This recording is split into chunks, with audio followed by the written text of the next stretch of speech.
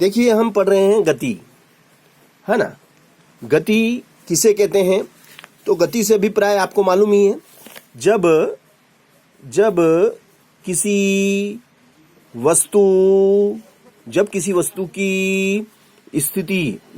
वस्तु की स्थिति समय के साथ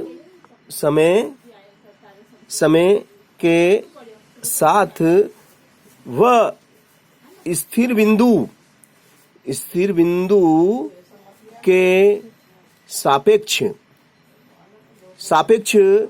बदलती रहती है तो वस्तु गति में कहलाती है। जब किसी वस्तु की स्थिति किसी स्थिर बिंदु के सापेक्ष समय के साथ बदलती रहती है तो वस्तु गति अवस्था में कहलाती है, और जब किसी वस्तु की स्थिति समय के साथ किसी स्थिर बिंदु के सापेक्ष नहीं बदलती है तो वस्तु विराम अवस्था में कहलाती है। अब गति कितने प्रकार की होती है? तो गति के प्रकार नंबर एक है एक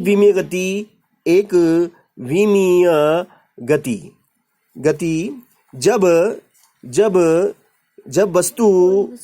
वस्तु एक सीधी सरल रेखा में गमन करती है तो इस गति को एक विमीय गति कहते हैं। एक विमीय गति कहते हैं। जैसे बंदूक से निकली गोली या सीधी सड़क पर चलती कार की गति।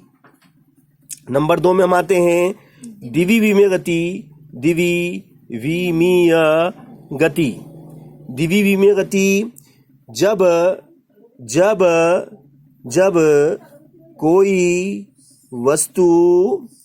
जब कोई वस्तु किसी समतल पर गति करती है तो इस गति को द्विविमीय गति कहते हैं। जैसे समतल पर चलती चींटी या रेंगते कीड़े या सांप की गति। अब नंबर 3 पे हम बात करेंगे त्रिविमीय गति। जब कोई वस्तु आकाश में गति करती है तो इसे त्रिविमीय गति कहते हैं। जैसे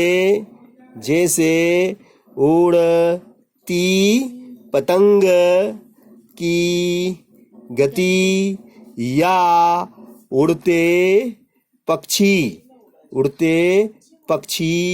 की गति। इस प्रकार से हमने आज गति किसे कहते हैं और गति कितने प्रकार की होती है उदाहरण सहित बड़ी सरलता से और सटीक तरीके से परिभाषित किया है।